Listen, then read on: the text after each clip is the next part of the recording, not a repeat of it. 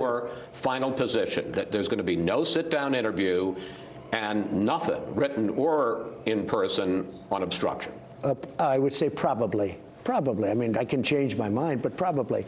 I think we've wasted enough time on this witch hunt.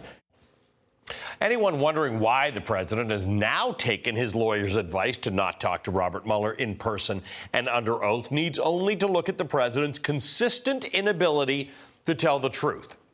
In that new Fox News interview, he said this about the new acting attorney general, whom he just picked to oversee Robert Mueller.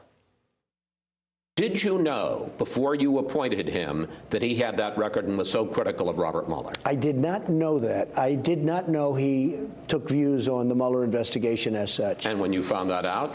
I don't think it had any effect. If you look at those statements they really can be viewed either way. But I don't think it would have any effect. He says there's no collusion. Chris, I'll tell you what. He says you can starve the investigation. Right. What do you do when a person's right? There is no collusion. He happened to be right.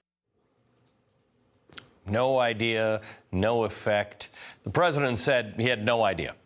No idea that Matthew Whitaker was a vocal critic of the Mueller investigation before he chose him to oversee the Mueller investigation. That is patently false. People close to the president told the New York Times, quote, Mr. Whitaker first came to the attention of Mr. Trump because he liked watching Mr. Whitaker express skepticism about aspects of Mr. Mueller's investigation on television. We've all seen it. Bald guy looks like me, says the Mueller investigation doesn't make sense and you can starve it of funds. This is not the first contradictory claim Donald Trump made about Matt Whitaker. I don't know Matt Whitaker. I can tell you Matt Whitaker's a great guy. I mean, I know Matt Whitaker. I don't know Matt Whitaker. I know Matt Whitaker.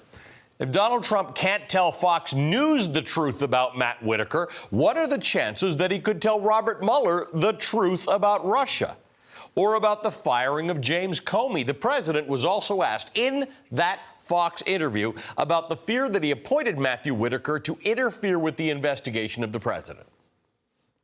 If Whitaker decides in any way to limit or curtail the Mueller investigation, are you okay with that? Look, it's going to be up to him. I think he's very well aware politically. I think he's astute politically. He's a very smart person, a very respected person. He's going to do what's right. I really believe he's going to do what's right. But you won't overrule him if he decides to curtail. I would not get involved. Today, Democrats are trying to fight back against what they see as the president's unconstitutional choice of Whitaker. 3 Democrats on the Senate Judiciary Committee have filed a lawsuit challenging Whitaker's appointment.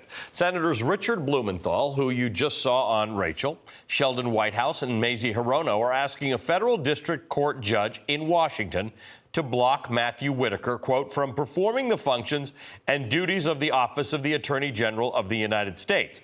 They say President Trump's decision to make him acting AG violates the Constitution's Appointments Clause because Matthew Whitaker has not been confirmed to any government position by the United States Senate.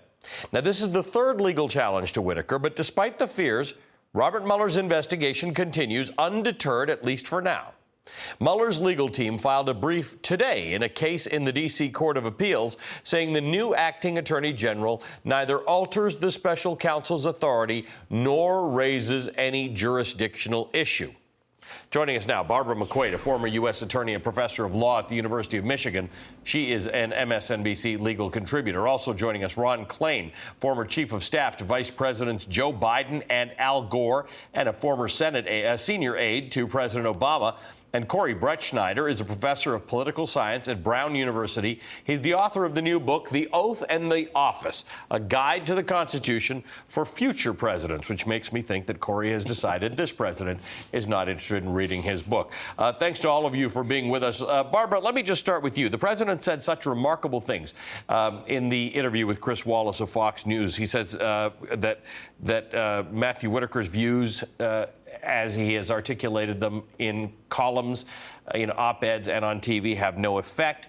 They can be viewed differently by different people, and it's going to be up to him. There's nobody in the world who thinks this is up to Matthew Whitaker. In fact, everybody all sentient beings understand that Matthew Whitaker has been put in office to do the president's bidding, because the president said to all sorts of people, including Lester Holt, that the reason he got rid of James Comey and ultimately of the last attorney general is because he recused himself, because he wasn't going to do the right thing, or the president's bidding, if you will.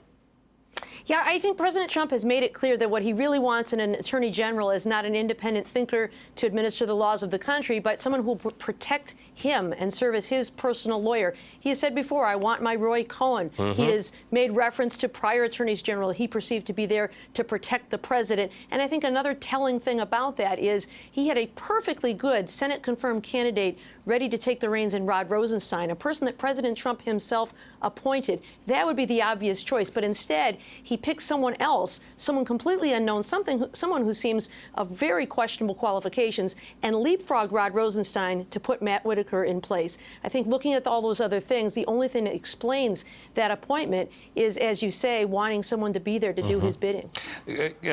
Corey, Richard Blumenthal, the senator from Connecticut, was on with Rachel just a while ago. Yeah. Always successful these days to quote Alexander Hamilton. Here's what he was saying about Alexander Hamilton and what the founding fathers were thinking about why you have to be careful about a guy like Matt Whitaker. Let's listen together.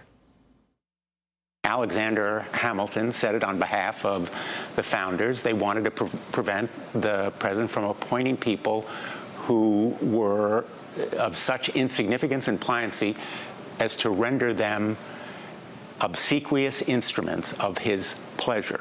And that's Matt Whitaker, an instrument of the president's pleasure, known as his eyes and ears in the Department of Justice. So there's an immense practical significance and harm to us in our inability to advise and consent, to hold hearings, and say whether we approve of this nominee or not. So two important points there. First of all, the court will ask what harm do you suffer to have standing in this, and he's saying it's the harm is in our inability to advise and consent to hold hearings and say whether we approve of the nominee. But I thought more interesting was where he said he suggested Matt Whitaker is of such insignificance and pliancy as to render them obsequious instruments of his pleasure, meaning the president's pleasure. Yeah, I mean, the entire idea that the framers had of a confirmation process was to have two branches involved to ensure that we had a high-quality person in the highest offices in the country. And certainly the Constitution means what it says, which is that principal officers have to be confirmed by the Senate. And that ensures that we don't get a acting attorney general who has dubious views. This attorney general has said, for instance, that he thinks that Marbury versus Madison, the case that decided the court's power of judicial review to look over the other branches, is flawed and a bad decision. I mean, that's somebody who's basically at odds with the fundamental principles of our system.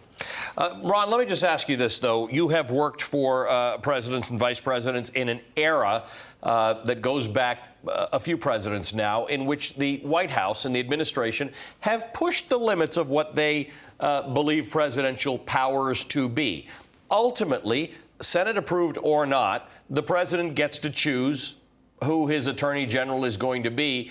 He does seem to want to choose someone who will do his bidding as it relates to the Mueller investigation. Do you think he just misstepped in not realizing that Matt Whitaker, having said all these things on TV and in print, was going to come under fire? Because he could probably have found somebody who didn't have as much of a paper trail, but who would still do his bidding.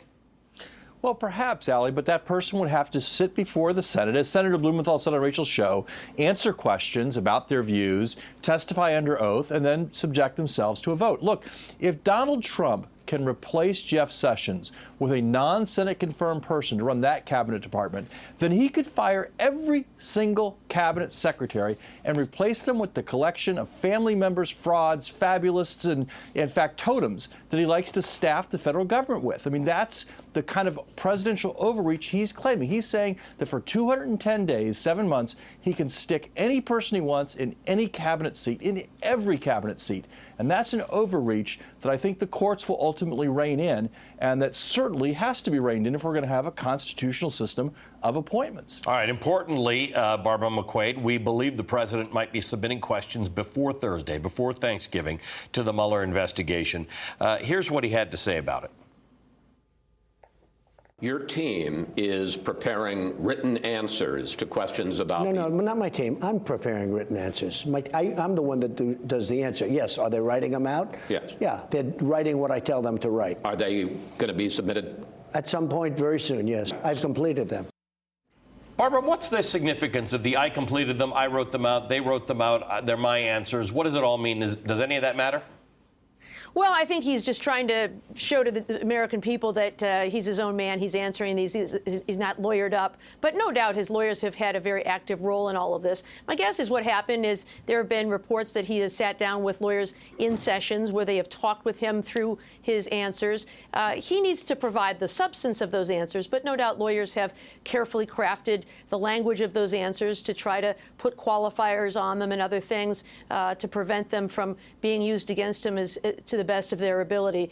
So I don't know that matters a whole lot other than posturing and puffing to make himself look like he's the one in charge. Ron, let's talk about a tweet the president sent out yesterday attacking Democratic Congressman Adam Schiff, who we've had on this show a lot. We know his name is Adam Schiff. The president's talked about him. The tweet, however, reads differently. It says, so funny to see little Adam Schitt talking about the fact that Attorney General Matt Whitaker was not approved by the Senate, but not mentioning the fact that Bob Mueller, who is highly conflicted, was not approved by the Senate. I don't know ultimately. I'd been away. I don't know whether he corrected it. I know he sent out several tweets thereafter without correcting the error in Adam Schiff's name. More importantly, there's this red herring that the president is throwing out there about Robert Mueller not being Senate approved, but Matt Whitaker for another position having been Senate approved. What's he doing here?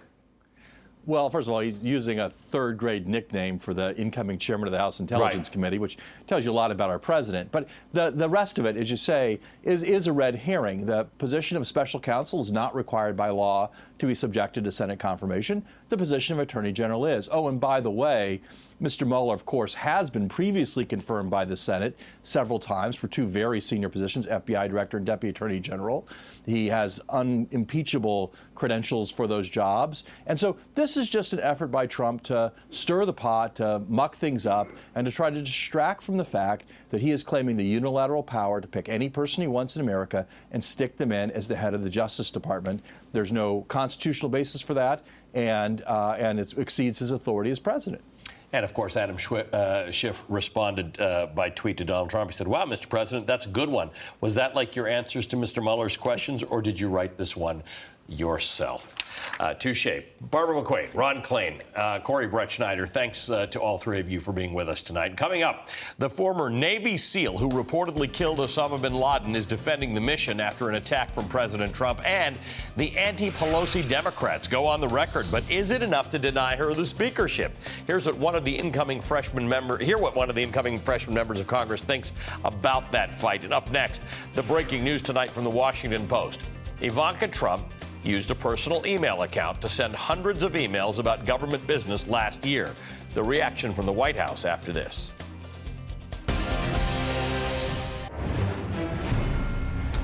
Breaking news out of the White House tonight. A new report from the Washington Post reveals that Ivanka Trump sent, quote, hundreds of emails last year to White House aides, cabinet officials, and her assistants using a personal email account, many of them in violation of federal records rules.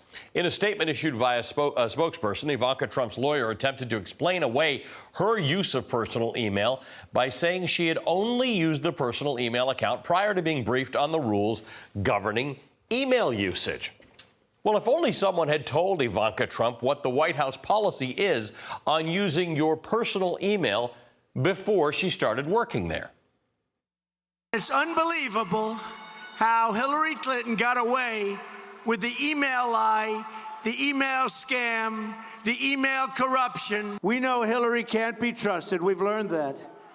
With America's security, you take a look at her email situation. Can we trust her with our security? How can Hillary manage this country when she can't even manage her emails? She doesn't even remember whether or not she was instructed on how to use emails. Were you instructed on how to use? I can't remember. I guess Ivanka wasn't listening to those rallies. Joining me now, one of the reporters who broke the story, Carol Leonnig, political investigations reporter for The Washington Post and an MSNBC contributor. Carol, this is kind of fascinating. Somebody in the Trump orbit using personal emails for government business. It sure is. And it's sort of one of those deja vu, hit your forehead into a wall. What is going on here? Essentially, Ivanka Trump set off a little bit of a four-alarm fire in the White House in the fall of 2017. A public records request found that she was using her personal emails, but when the White House and various lawyers and ethicists in the White House started digging, they realized actually she was using it more than anybody else in the White House. And sometimes she was referring to public business, sometimes she was writing to White House aides about public policy, and sometimes she was doing just logistical arranging, but she was still talking about government work on her personal email. And in this extensive review, which now we finally know about through our reporting, the White House was saying we've got to do something about this because it appears that she's violated the Presidential Records Act multiple times. So we learned last year that Jared Kushner uses a private email account. Politico is reporting that the presidential son-in-law and senior advisor Jared Kushner has corresponded with other administration officials about White House matters through a private email account set up during the transition last December. That has a slightly more sinister feel to it because it was set up during the transition. But the number of Trump emails now reported to have used private email accounts for government business include Jared Kushner, Ivanka Trump, Stephen Bannon now gone from the White House, Reince Priebus now gone, Gary Cohn now gone, Stephen Miller still there in the White House. So, again, this may be normal, this may not be normal, but for an administration that ran pretty much an entire campaign about the use of private email for government business. What happens now? Well, basically, Ivanka Trump's lawyers and her ethical counselor have argued to the White House counsel's office, look, we fixed this problem. She may have violated the rules. She may have made some mistakes, but we fixed it because we've personally gone through all of her emails and reviewed them ourselves, and we've decided which ones are personal, which ones are work, and the ones that are work, we have made sure we've archived and copied back to White House government accounts. Well, does that sound familiar to you? It does to me because Hillary Clinton, as you may remember, said she reviewed her emails with a lawyer, a private attorney, and determined which ones were personal and which ones were public and which ones she would turn over to the State Department for archiving to comply with the law. Now, I mean, there are many differences between Ivanka and Clinton. Ivanka didn't create a server and install it in her basement, but a lot of things are the same, and they are going to touch off a firestorm about why this wouldn't be a higher priority, or why the First Family wouldn't be trying to meet a higher standard after the pretty bitter campaign of 2016 that hinged on this subject so dearly. So, Carol, there are a lot of people who watched the campaign, the presidential campaign, and I think rightfully, maybe generationally, wondered what this was about, largely because people, don't understand these things as clearly as they do. Is the White House and the administration now clear on what the appropriate use of personal email versus government email is? Should everybody be very clear on that now? Well, yes, except, in recent days, we've done some reporting looking at all sorts of different kinds of encrypted or secretive communications that we are told White House officials still use from time to time with foreign officials. I hope that people understand that the Presidential Records Act requires that government business be stored. Everything that they say that has to do with their public job be stored and archived. But, we'll see. I would imagine we might have more eruptions of this kind.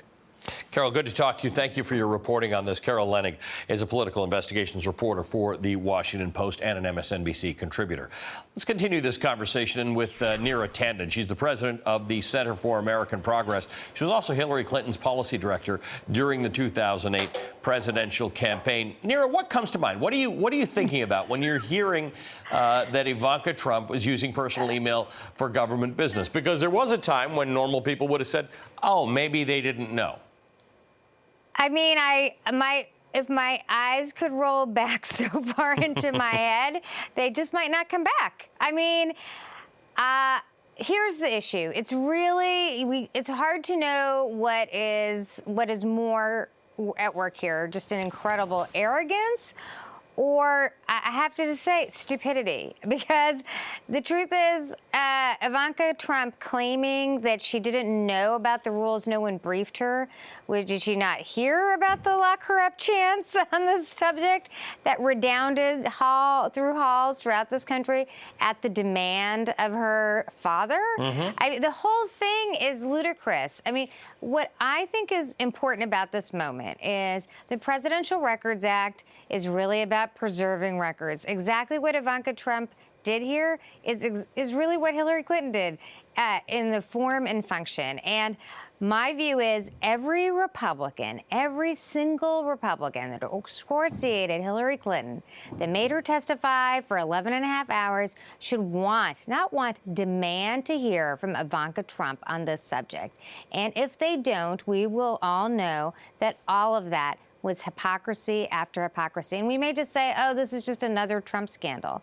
But the truth is, this was the core argument against Hillary Clinton. This is the argument of that animated lock her up chants that they still use. That still continues. That still continue.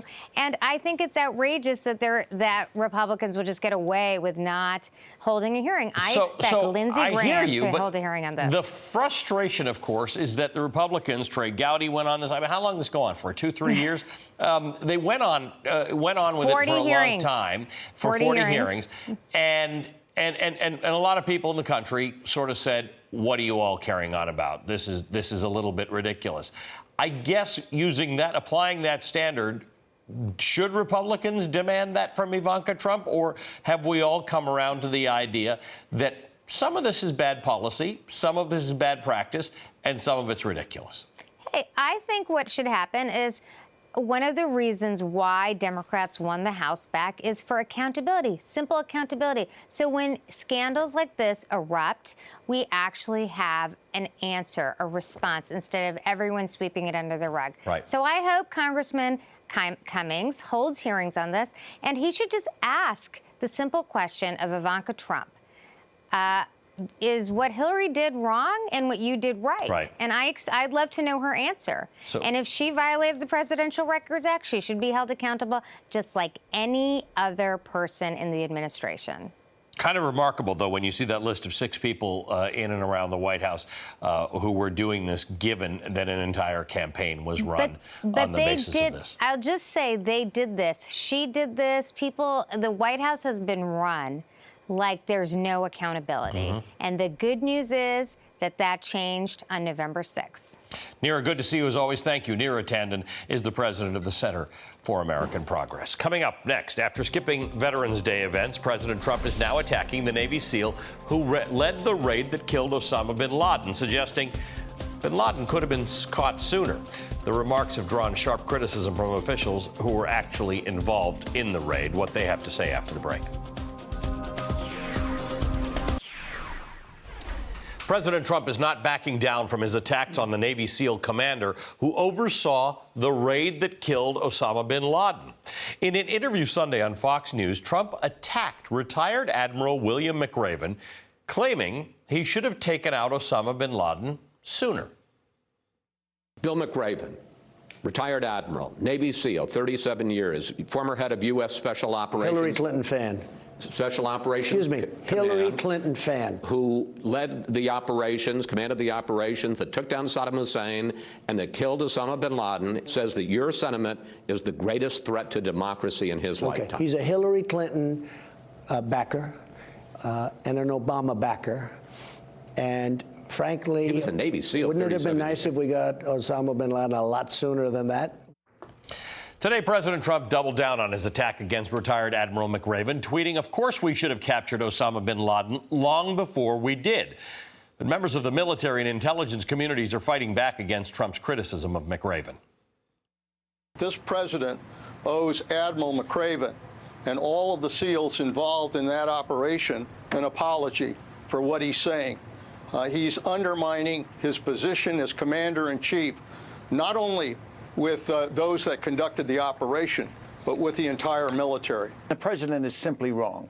He's uninformed, and he is pushing an idea that I think is not helpful. It's really a slam at the intelligence community who was responsible for tracking down Osama bin Laden. It reflects, I think, his complete ignorance about what that took. This isn't the first time Donald Trump has attacked members of the military or the intelligence community. In 2016, Trump insulted this man, Gold Star father Khizr Khan, whose son was killed in Iraq over his criticism of Trump at the Democratic National Convention. Trump also mocked John McCain for being a prisoner of war and was slow to formally acknowledge McCain's death by lowering flags to half-staff. And in April, President Trump revoked former CIA Director John Brennan's security clearance in what was seen as retaliation for being an outspoken critic of the administration. Admiral McRaven came to John Brennan's defense, writing of Trump in April, "Through your actions, you have embarrassed us in the eyes of our children, humiliated us on the world stage, and worst of all, divided us as a nation. If you think for a moment that your McCarthy-era tactics will suppress the voices of criticism, you are sadly mistaken." Now, 7 months later, here's how Admiral McRaven responded to Trump's personal attack against him.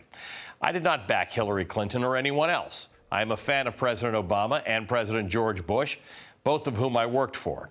I admire all presidents, regardless of their political party, who uphold the dignity of the office and who use that office to bring the nation together in challenging times."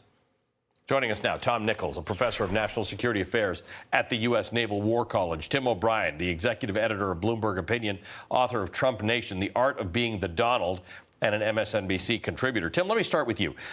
When Chris Wallace was trying to get answers out of the president in that Fox News interview, he kept interrupting him and saying he's a Hillary Clinton backer, he's a Obama backer, he's a Hillary Clinton supporter. This nonsense that McRaven accuses the president of engaging in actually does seem to work with some people. In other words, there are some in the president's orbit or base who hear McRaven as Hillary Clinton backer or Obama backer that diminishes him in the eyes of those supporters. This is a former Navy SEAL who headed the attack on bin Laden that resulted in his death. The successful capture. The successful capture of Osama bin Laden after years of hard-fought intelligence work, military tracking. This is part and parcel of the president's assault on institutional forces in American society, whether it's the judiciary, the Congress, the media, and of course the military. And I think what's unique when it comes to the military is I think career military officers and soldiers are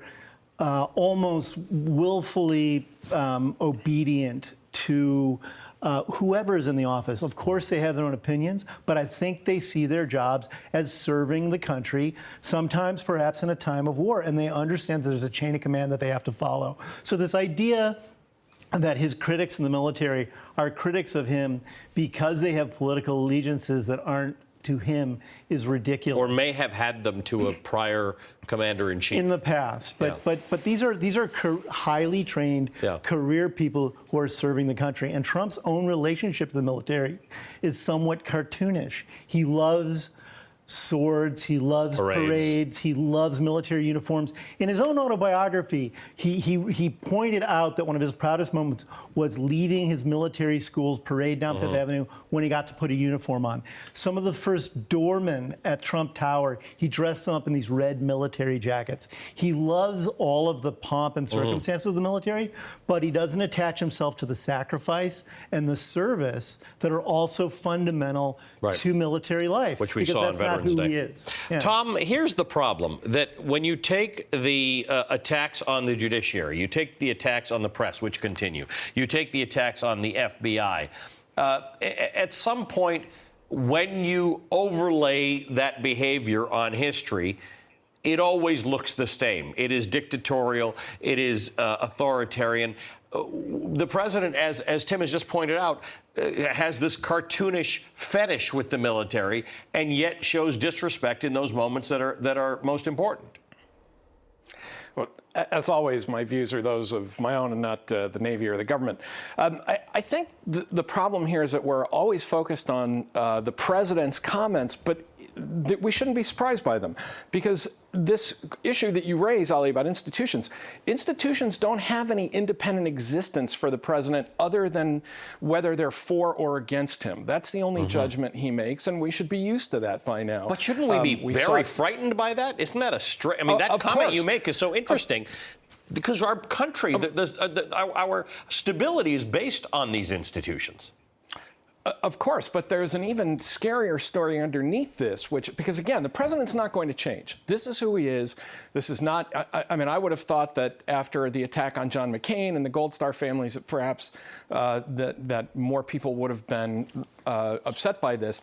But I think the bigger story underneath this is that the institutional Republican Party has gone from embarrassment to silence to now full-throated support of these kinds of attacks. That's something that I think is really new, that it's not just the president out there alone saying, I don't like this institution or that institution or this officer or that officer because he's against me. He has the backing of the actual GOP publicly, as well as the silence of senior Republicans. I think this is the real story underneath this that's in some ways even more terrifying, because these kinds of attacks, the president only judges things in terms of loyalty and disloyalty, not in terms of institutions that were there before him and that will come and that will still be there after him. I just hope this is such an opportunity, Tim, for everybody to read history. Let's start with the history of Osama bin Laden and those raids. People should read them and understand the peril, the real danger that faced anybody who got involved in that, including those SEALs who were involved that very day. But more importantly, this new normal of the cartoonish behavior, the tweet by the president about Adam Schiff, in which he referred to him as Adam Shit. Well, he's become enabled. You know, this has worked for him. The GOP has demonstrated a lack of political courage to sort of stand up for traditional this is the behavior of conservative a values. 4-year-old or a 5-year-old. Or a 3-year-old. Yeah. You know, the old New York gossip columnist Liz Smith once said to me, she had sort of a Texas twang, and she said, you know, honey, the only thing you need to know about Donald Trump is he's a 7-year-old grown old. Yeah. And that's the case. He's been insulated from the impacts of his own mistakes almost from birth, because he was born wealthy, he became a celebrity, now he's the president. Most of us try to learn from our past mistakes and adapt. He's never had to do that. What's interesting now is his mistakes affect a lot more people than his mistakes did when he was just a businessman or a kid growing up in Queens.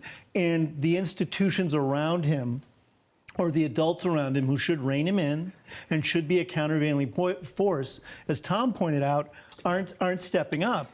And he's empowered by that. So, Tom, you know, when he attacks the judiciary, I think the judiciary can take care of itself unless he undermines it to the degree that it becomes dangerous. When he attacks the press, it's fine. We can take care of ourselves.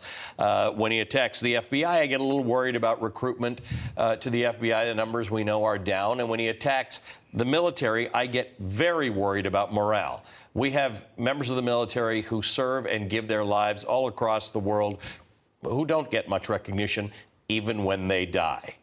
And then the president starts attacking these institutions in this fashion. What does that do to the men and women of our military? Well, one concern I have is that the tone is set at the top. I mean, this is the commander-in-chief speaking with utter contempt in an almost childish way about a member of Congress. You know, this is not an American value. It's not a democratic value. It's speaking, or McRaven, somebody who is highly decorated and well-regarded.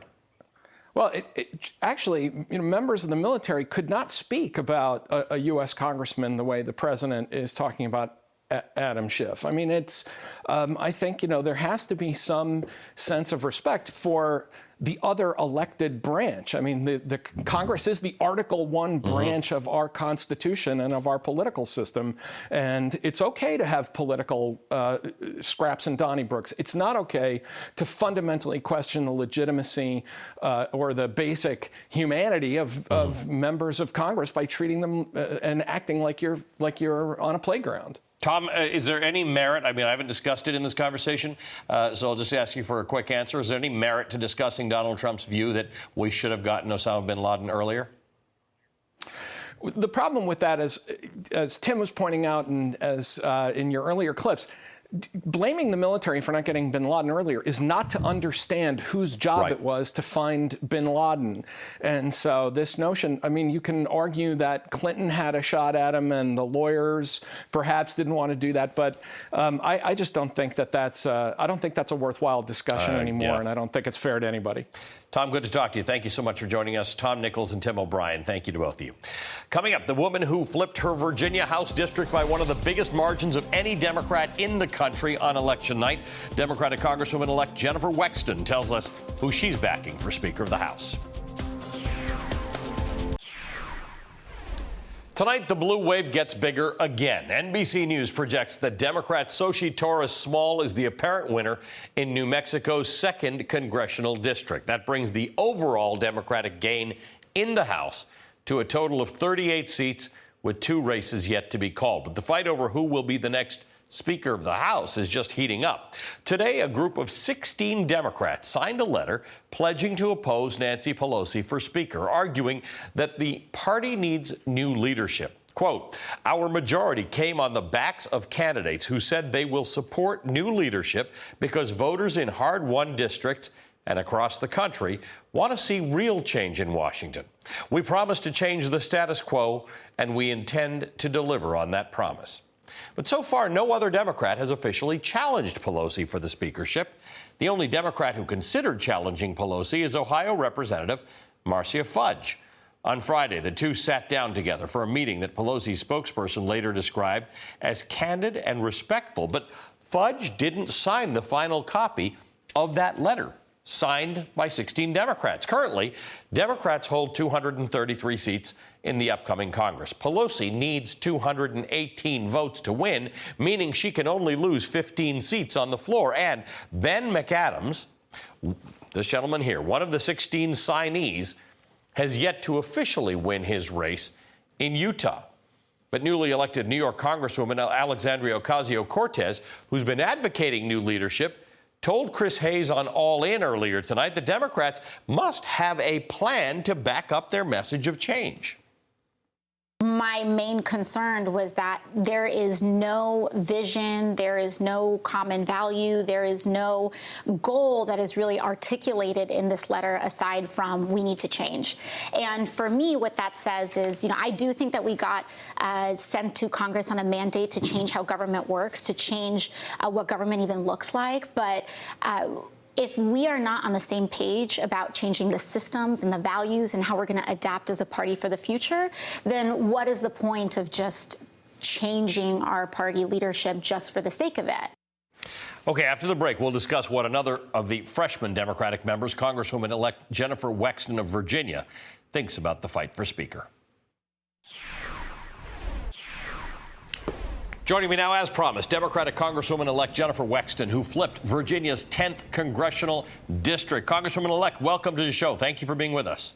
Thank you for having me. Look, this seems esoteric, but it's important because Nancy Pelosi, like her or don't like her, and many like her and many don't like her, is institutional. She is representative of the Democratic Party in Congress. She is, for all intents and purposes, the existing face of the Democratic Party in Congress. Arguably, that face has changed some. Where do you stand on the issue of Nancy Pelosi as the next Speaker of the House? I will be supporting Nancy Pelosi for Speaker. I think that she has what it takes, and I know that we've got a lot of work to do, and she's ready to hit the ground running on day one. It looks to me, Politico has an article that suggests that at least 3 additional lawmakers or members-elect who have confirmed to Politico that they intend to oppose Pelosi on the floor. Connor Lamb of Pennsylvania, Abigail Spanberger of Virginia, Jason Crow of Colorado. That could put the total number of opponents at 19, which means this may actually be a fight. You may be involved in a campaign of some sort. Well, I would not count Leader Pelosi out. You know, she's very capable of voting to 50% plus one, and I'm sure that she has been making the rounds, talking to members about what they're looking for and what their requests would be.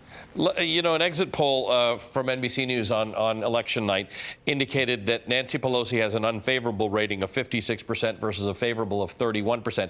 To what do you attribute that? Somebody asked me the other day, why don't people like Nancy Pelosi? How would you respond to that? What's the thing that would cause people who are Democrats? Let's forget Republicans who don't like people of the other party.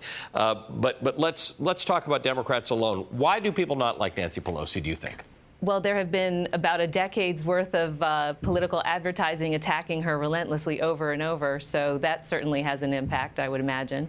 What do you think causes people to like her? Because if there are 19 against her, that may still put her close enough to having enough people to put her over the top. What's the thing that you think Nancy Pelosi represents that Democrats should be thinking about? She's incredibly effective. You know, she is able to shepherd through big pieces of legislation, and that's what we're hoping to do over the next 2 years. You know, we've got, as I said, a lot of work to do. We didn't run on promises to oppose and obstruct. We all ran on promises to work together and make things happen to benefit our constituents in this country. You know, we need to work on health care. We need to do work on gun violence prevention. We need to work on money in politics and restoring faith in good government.